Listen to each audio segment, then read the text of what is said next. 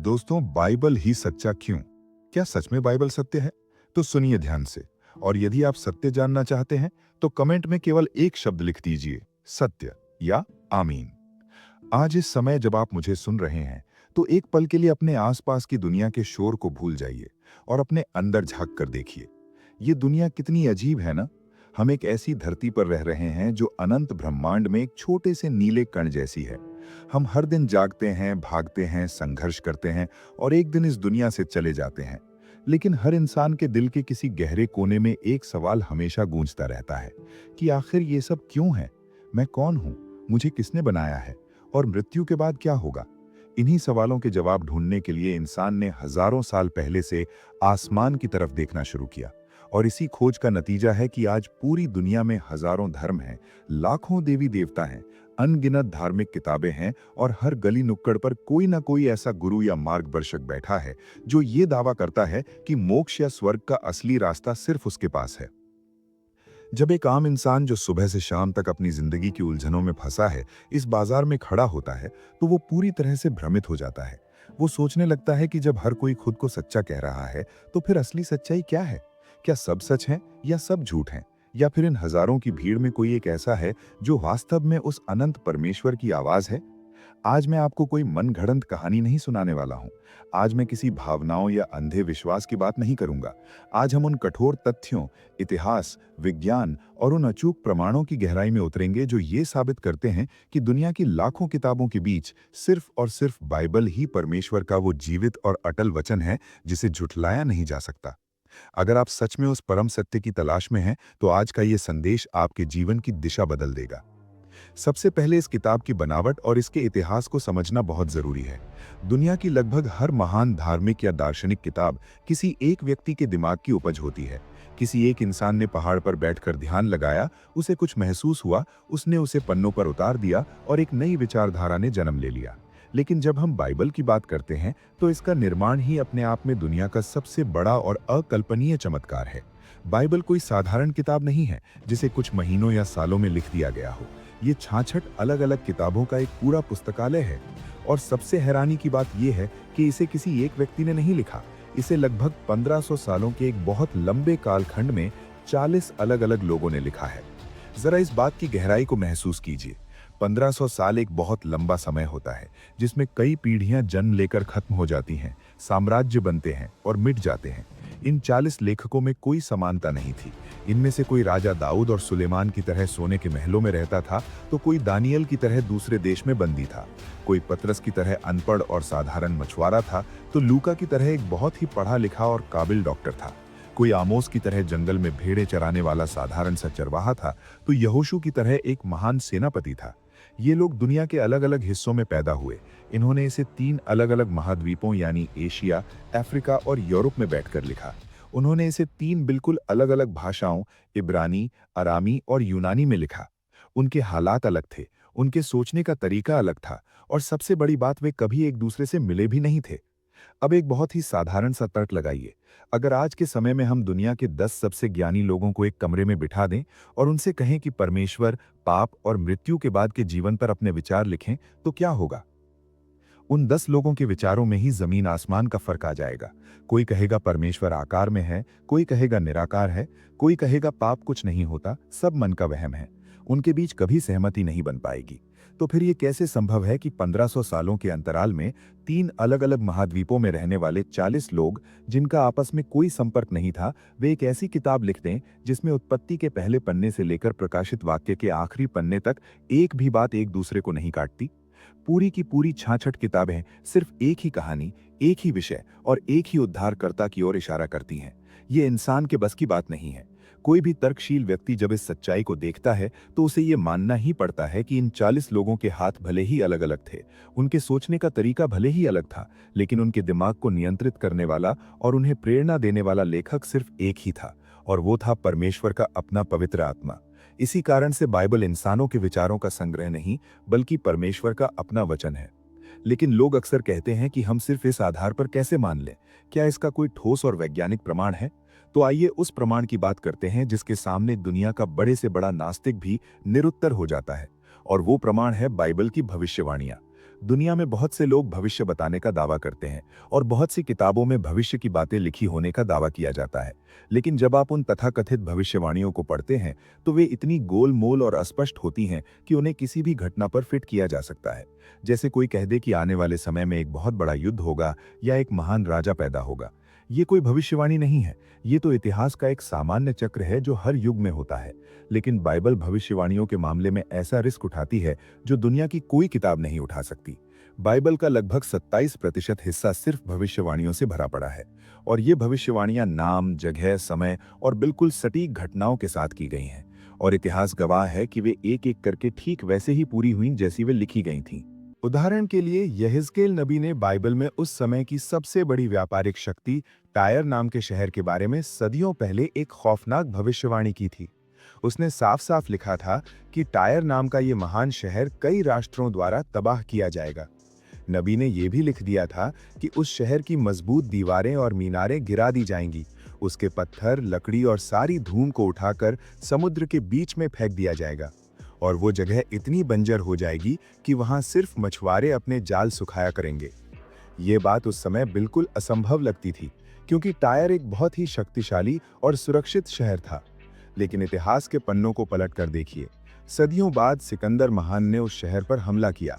जब शहर के लोग एक द्वीप पर जाकर छिप गए तो सिकंदर ने पुराने शहर की दीवारों, इमारतों और यहाँ तक कि उसके मलबे और धूल को उठाकर समुद्र में डाल दिया और एक पुल बना दिया ताकि उसकी सेना उस द्वीप तक पहुंच सके। आज भी अगर आप उस जगह को जाकर देखेंगे तो वहां कुछ नहीं है सिवाय इसके कि स्थानीय मछुआरे वहां अपने जाल सुखाते हैं। क्या कोई इंसान हजारों साल पहले बैठकर इतना सटीक तुक्का मार सकता है कि एक शहर का मलबा समुद्र में डाल दिया जाएगा? बिल्कुल नहीं। इसी तरह यशाया नबी ने बाबुल साम्राज्य के बारे में भविष्यवाणी की थी। बाबुल उस समय की दुनिया का सबसे ताकतवर साम्राज्य था जिसके बारे में कोई सोच भी नहीं सकता था कि वो कभी गिरेगा। लेकिन यशाया नबी ने बाबुल के गिरने से लगभग 150 साल पहले ही ये लिख दिया था कि कुसरू नाम का एक राजा आएगा जो बाबुल को हराएगा।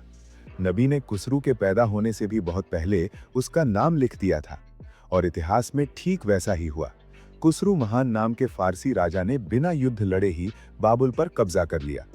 लेकिन सबसे हैरान करने वाली भविष्यवाणियां तो वो हैं जो यीशु मसीह के इस दुनिया में आने को लेकर की गई थीं। यीशु के जन्म से कई 100 साल पहले पुराने नियम के नबियों ने उनके बारे में 300 से ज्यादा ऐसी अचूक भविष्यवाणियां की जो मानव इतिहास में किसी और के लिए कभी नहीं की गई। यशाया नबी ने 700 साल पहले लिख दिया था कि देखो, एक कुंवारी गर्भवती होगी और एक पुत्र जनेगी। मीका नबी ने 700 साल पहले ही उस छोटे से गांव का नाम बता दिया था जहां मसीहा का जन्म होगा। उसने लिखा कि हे बैतलहम, तू यहूदा के हजारों में छोटा तो है, तो भी तुझमें से वो निकलेगा जो इस्राएल में प्रभुता करने वाला है। जकरिया नबी ने 500 साल पहले ही ये खुलासा कर दिया था कि मसीहा को चांदी के ठीक 30 सिक्कों के लिए धोखा दिया जाएगा। और सबसे रोंगटे खड़े कर देने वाली भविष्यवाणी भजन संहिता के 22वें अध्याय में मिलती है। वहां राजा दाऊद ने यीशु मसीह के जन्म से पूरे 1000 साल पहले ये लिख दिया था कि दुष्टों की मंडली ने मुझे घेर लिया है, उन्होंने मेरे हाथ और मेरे पैर छेदे हैं। ये बहुत ही ध्यान देने वाली बात है क्योंकि राजा दाऊद ने जब ये भजन लिखा था तब क्रूस पर चढ़ाने या सूली पर लटकाने की सजा का दुनिया में कोई अस्तित्व ही नहीं था। ये भयानक सजा तो रोमियो ने सदियों बाद ईजाद की थी। फिर दाऊद ने ये कैसे लिख दिया कि हाथ और पैर छेदे जाएंगे? ये कोई इंसानी सोच हो ही नहीं सकती। एक प्रसिद्ध गणितज्ञ ने संभावनाओं के सिद्धांत का उपयोग करते हुए ये गणना की थी कि क्या ये संभव है कि ये सारी भविष्यवाणियां सिर्फ एक संयोग हों। उसने गणित के हिसाब से निकाला कि किसी एक ही इंसान के जीवन में सिर्फ 8 भविष्यवाणियों के एक साथ पूरी होने की संभावना 10 की घात 17 होती है, यानी 1 के आगे 17 शून्य। ये इतनी बड़ी संख्या है जिसकी हम कल्पना भी नहीं कर सकते। और यीशु मसीह के जीवन में तो 8 नहीं बल्कि 300 से ज्यादा भविष्यवाणियां अक्षरशः पूरी हुई। ये कोई संयोग नहीं है, ये परमेश्वर का हस्ताक्षर है जो साबित करता है कि बाइबल हर संदेह से परे परमेश्वर का जीवित वचन है। अब हम बात करते हैं इतिहास और पुरातत्व विज्ञान की। बहुत से लोग जो खुद को बहुत बुद्धिमान और आधुनिक मानते हैं, वे कहते हैं कि बाइबल तो सिर्फ कहानियों की किताब है, इसमें लिखे राजाओं, साम्राज्यों और शहरों का असल दुनिया से कोई लेना देना नहीं है। लेकिन ये कितना अजीब है कि जब भी किसी नास्तिक या आलोचक ने बाइबल की सच्चाई पर उंगली उठाई है, तो उसी पुरातत्व विज्ञान ने जमीन के नीचे से खुदाई करके पत्थरों और खंडहरों के रूप में बाइबल की गवाही दी है। सालों तक दुनिया के बड़े बड़े इतिहासकार इस बात पर हंसते थे कि बाइबल में जिस हित्ती साम्राज्य का बहुत बार जिक्र किया गया है, वैसा कोई साम्राज्य इतिहास में कभी था ही नहीं। उनका मानना था कि बाइबल के लेखकों ने ये नाम अपनी कल्पना से गढ़ लिया है। लेकिन फिर 1906 में तुर्की के बोगाज कोई नाम के इलाके में खुदाई हुई और वहां से पूरा का पूरा हित्ती साम्राज्य जमीन के नीचे से निकल आया। वहां हजारों की संख्या में मिट्टी की तख्तियां मिली, जिनसे यह साबित हो गया कि हित्ती साम्राज्य न केवल मौजूद था, बल्कि वो उस समय की सबसे बड़ी ताकतों में से एक था। इतिहासकारों को अपना सिर झुकाकर अपनी किताबें बदलनी पड़ी, लेकिन बाइबल हजारों सालों से अपनी जगह पर अडिग खड़ी थी। इसी तरह सदियों तक आलोचक ये कहते रहे कि जिस रोमी हाकिम पुंतियुस पिलातुस ने यीशु मसीह को क्रूस पर चढ़ाने की सजा सुनाई थी, उसका इतिहास में कहीं कोई नामो निशान नहीं है। वह सिर्फ एक काल्पनिक पात्र है। लेकिन 1961 में इटली के पुरातत्वविदों को कैसारिया नाम की जगह पर खुदाई करते हुए एक बड़ा सा पत्थर मिला, जिस पर स्पष्ट अक्षरों में पुंतियुस पिलातुस का नाम और उसका पद खुदा हुआ था। राजा दाऊद को भी लोग सिर्फ एक मिथक मानते थे, जब तक कि उत्तर इसराइल में दान नाम की जगह पर एक प्राचीन पत्थर नहीं मिला, जिस पर साफ साफ दाऊद का घराना लिखा हुआ था। और सबसे बड़ा चमत्कार तो मृत सागर के हस्तलेखों के रूप में सामने आया।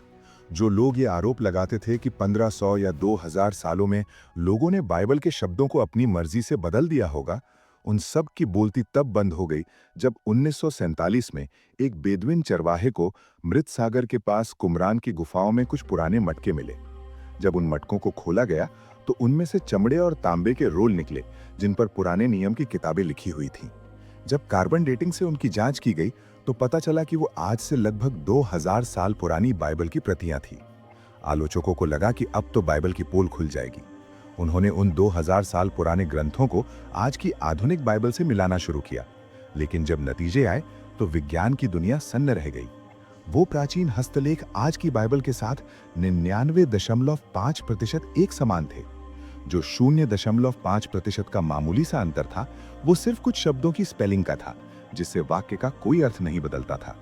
इस खोज ने हमेशा के लिए यह साबित कर दिया कि परमेश्वर का वचन कभी नहीं बदलता। इंसान की उम्र और उसकी सोच बदल सकती है, लेकिन यशाया नबी की वो बात बिल्कुल सच साबित हुई कि घास तो सूख जाती है और फूल मुरझा जाता है, परंतु हमारे परमेश्वर का वचन सदैव अटल रहेगा। विज्ञान को लेकर भी दुनिया में एक बहुत बड़ा भ्रम फैला हुआ है। लोगों को लगता है कि विज्ञान और बाइबल एक दूसरे के दुश्मन हैं। आधुनिक शिक्षा ने लोगों के दिमाग में ये भर दिया है कि विज्ञान नया है, वो तथ्यों पर बात करता है, जबकि बाइबल पुरानी है और वो सिर्फ अंधविश्वासों पर टिकी है। लेकिन अगर आप खुले दिमाग से सच्चाई को देखेंगे तो आप पाएंगे कि आज का आधुनिक विज्ञान अपने बड़े बड़े टेलीस्कोप और माइक्रोस्कोप लेकर जहां पहुंच रहा है, बाइबल हजारों साल पहले वहां खड़ी होकर मुस्कुरा रही है। बाइबल भले ही विज्ञान पढ़ाने की कोई किताब ना हो, लेकिन जब भी ये प्राकृतिक दुनिया या विज्ञान के नियमों के बारे में कोई बात कहती है, तो वो पूरी तरह से और वैज्ञानिक रूप से 100% सटीक होती है। कल्पना कीजिए उस समय की जब दुनिया के सारे महान दार्शनिक और ज्ञानी ये मानते थे कि पृथ्वी एक चपटी प्लेट की तरह है। किसी का मानना था कि पृथ्वी कछुओं के ऊपर टिकी है, तो कोई कहता था कि इसे हाथियों ने अपने कंधों पर उठा रखा है। लेकिन आज से 2700 साल पहले यशाया नबी ने बाइबल में बहुत ही स्पष्ट शब्दों में लिख दिया था कि वो परमेश्वर है जो पृथ्वी के घेरे के ऊपर आकाश मंडल में विराजमान है। यह घेरा शब्द पृथ्वी के गोल आकार को दर्शाता है। इसी तरह जब लोगों को अंतरिक्ष और गुरुत्वाकर्षण का कोई ज्ञान नहीं था, तब अय्यूब की किताब में, जो मानव इतिहास की सबसे पुरानी किताबों में से एक मानी जाती है, ये रहस्य खोल दिया गया था कि वो बिना किसी टेक के पृथ्वी को अधर में लटकाए रखता है। आज का अंतरिक्ष विज्ञान अंतरिक्ष यानों से तस्वीरें खींचकर यही बात तो बता रहा है जो अय्यूब ने हजारों साल पहले लिख दी थी। चिकित्सा विज्ञान के क्षेत्र में भी बाइबल की सटीकता हैरान करने वाली है। जब दुनिया को इन्फेक्शन, वायरस और बैक्टीरिया के बारे में कोई जानकारी नहीं थी, जब लोग ये मानते थे कि बीमारियां बुरी आत्माओं के कारण होती हैं, तब परमेश्वर ने मूसा को व्यवस्था दी थी कि अगर किसी को छूत की बीमारी या कुष्ठ रोग हो जाए तो उसे समाज से और लोगों की भीड़ से बाहर बिल्कुल अलग रखा जाए, जब तक कि वो पूरी तरह ठीक ना हो जाए। वो अपने कपड़े धोए और पानी से नहाए। आज की आधुनिक चिकित्सा भाषा में हम इसी नियम को क्वारंटाइन और सैनिटाइजेशन कहते हैं। हजारों साल पहले लोगों को इसका कोई वैज्ञानिक कारण नहीं पता था, लेकिन परमेश्वर जिसने इस शरीर को बनाया है, वो जानता था कि बीमारियां कैसे फैलती हैं। पहले के समय में डॉक्टर ये मानते थे कि इंसान की बीमारी उसके खून में होती है। इसलिए जब कोई बीमार पड़ता था तो डॉक्टर उसका खून नसों से बाहर निकालते थे ताकि बीमारी बाहर आ जाए।